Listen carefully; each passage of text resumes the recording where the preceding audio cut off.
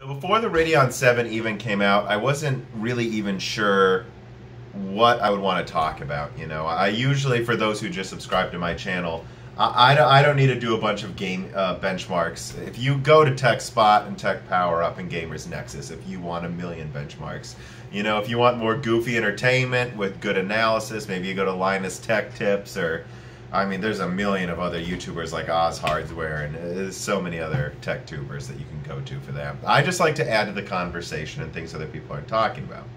And when I was reading the reviews, I didn't really see anything to say. Nothing to add to the conversation here. Everyone wanted this Radeon 7 to succeed, and everyone is let down. I mean, I was hoping maybe it would pull ahead in 4K in most games and then dominate in 5K. Wouldn't it be cool if we had the first good 5K card or something, you know? But that's not what happened. It's just an unbalanced card, and it's a letdown. But then I saw this paragraph at the end of the Tech Power Up review where I realized exactly what I want to talk about. And I'll just read this sentence here.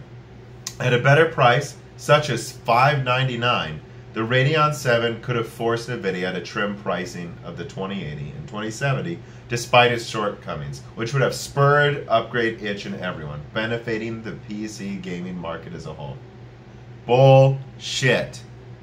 This is the future Nvidia fanboys paid for, okay? The people that go to a price point year after year, I mean, not just once, but like year after year, all they do is go, I have $150, guess I'm getting the 1050 Ti, and then they don't buy the $140 RX 570. This is where we're at, people. You know, and then of course the other people that just only buy Nvidia because they're fanboys, which is bizarre to come from console gaming 10 years ago and see that the fanboy wars are almost worse in PC gaming than, you know, people will just, they have to find a tribe. And the people that found this tribe of Nvidia and worship Wang, this is it. AMD's done. They're going to sell 25 to 35% of the market. They don't need to bend over backwards to get that extra 10% and make less money. This is the future from now on most of the time until AMD has a chance of a knockout shot. And that's not going to be a while. I mean, some other notes I'll add to this is it's, in my opinion, actually not that different than the RX 480 versus the 1060. I think this just goes to show you how desperate people are for a high-end graphics card that frankly comes to a similar performance level to a 2080 Ti, but costs as much as the old high-end graphics cards did, which were $500 to $700.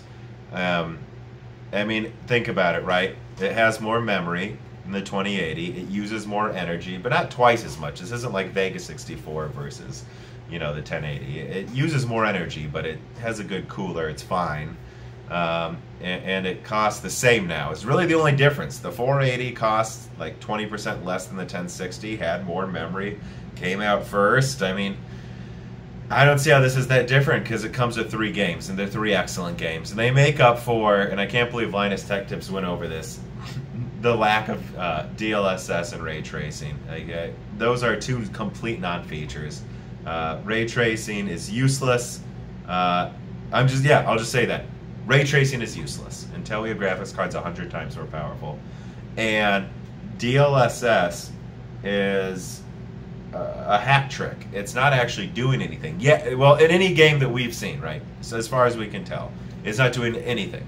TechSpot/Hardware Unboxed found that if you just ran the game in 1800p with TAA, it looked better, slightly better than 4K with DLSS.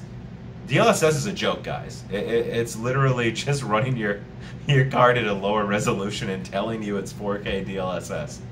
So let me say one more thing then about that.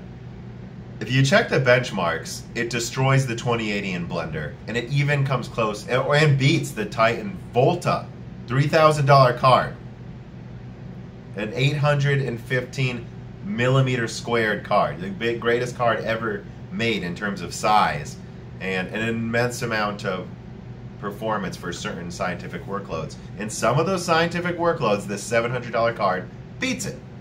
That's why it's $700.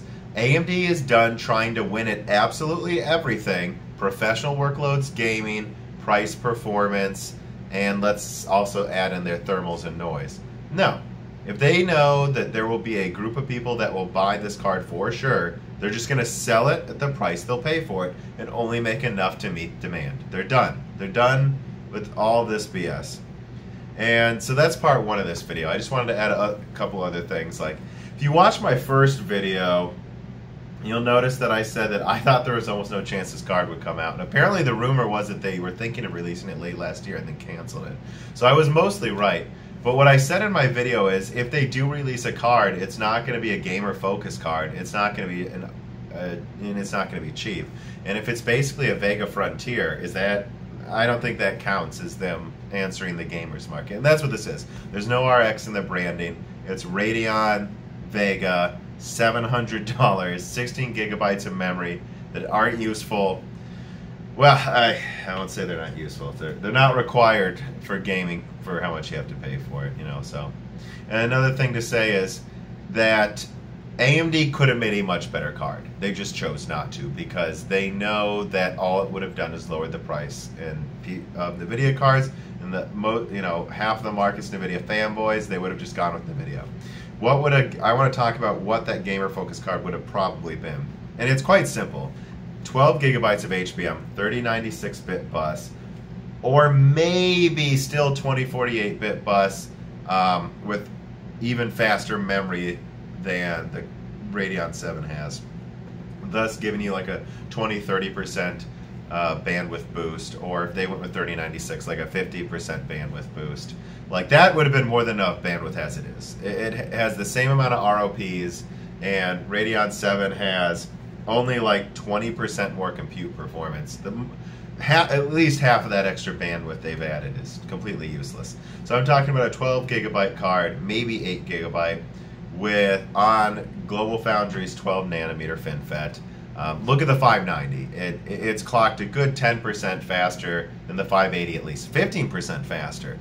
I mean, that would place this barely clocked any slower than the Radeon 7. If it was a purpose-built gaming card with 64 compute units on 12 nanometer with less HBM, they could have easily made something within 5% of the performance of this, and it would cost, I would say, at least $150 less to make. They could have easily sold this for, $599, $579, $549 maybe.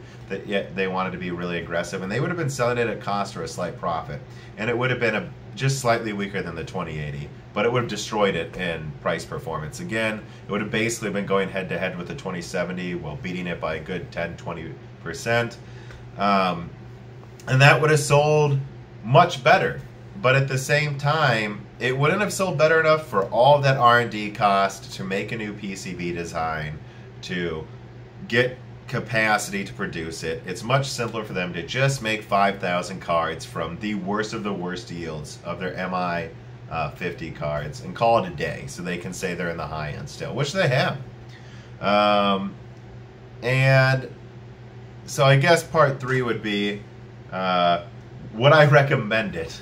Which I haven't even said anything. It sounds like all I'm doing is defending the card, and the answer is no. I would not recommend it. I don't think it's a very good card overall. However, I don't think it's completely useless, but I just don't recommend it to most people, and I don't recommend it to most people because I also don't recommend the 2080 because it's the same performance for the same price. I don't recommend either of these cards. They're absolutely idiotic.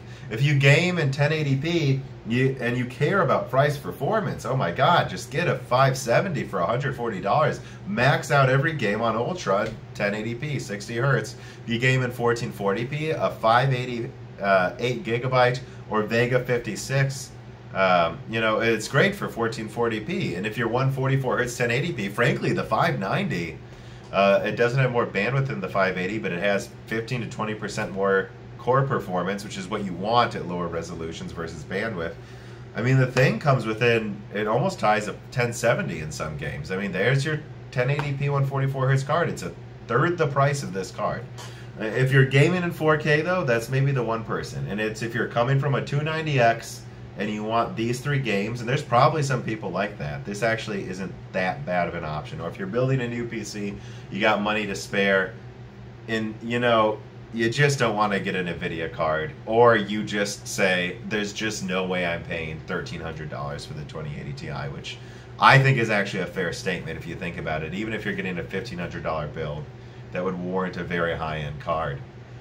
Still another $500 to get that 2080 Ti, and it's only, you know, I don't know, what, 30% stronger, so maybe 50% if you're at ultra-high resolutions. So yeah, it's not worth it to most people. There's a couple people it will be worth it too, but like the 2080, I wouldn't recommend it. Last thing I'll say is next steps. The reason AMD especially doesn't want to start a price war is because they're going to lose every time, like I said, with fanboys just buying Nvidia cards. I mean, if you look at the Ryzen 1000, that one refused to get in a price war with Intel. Remember? I mean, it priced it aggressively, but the 1800X was $500. That's high-end pricing. They were demanding you pay for those 16 threads. It was still a killer deal, but they weren't going to sell that for the 2700X. I mean, that took a while for them to release that, and it was just a slight upgrade and much cheaper to produce by then. The only time you get in a price war is if you know you can win and win easily. And I think AMD might try a price war with Intel with Zen 2 or Ryzen 3000 series. But you can't get in a price war unless you can make the products your competition's making for less money and be substantially better. And that's just not going to happen till 2021. They need 7nm EUV and an architecture kind of built around it that's completely new from GCN. It's going to be a while until that happens. Now, Navi could still certainly be good. I mean, I think there's no way it doesn't overperform people's expectations, which are basically zero now for 7nm AMD cards. I think if we're lucky, what Navi will do, and I do think it will be a good series, is bring prices back down to where they were in like 2012 or 2015, where, you know, the 7970 was $600. But that's okay. $600 for cards that blow away performance is fine. If the 2080 Ti was $600, I'd have one, I think. I think I would have one, actually. Or if you want to pay, you know, or if you think about what Navi will probably end up being, it'll probably be the first 4K 60Hz card. And I mean real 4K 60Hz card, like even having a chance of doing it. You have to lower settings, but, you know, it'll still work. For like $300. That's what it's going to be, and it's going to be great, and it is going to make Nvidia lower prices and keep them lower, but it's not going to make AMD completely capture the market yet. They can't get in a price war yet. All right, this is a very long video, but there was a lot I wanted to say kind of about how AMD's done trying to make everyone happy. They're just gonna stay in the market now and make the money they can make easily until they completely come out with the new cards. And also that there could have been a better version of this card for less money that people would have liked. All right, thanks.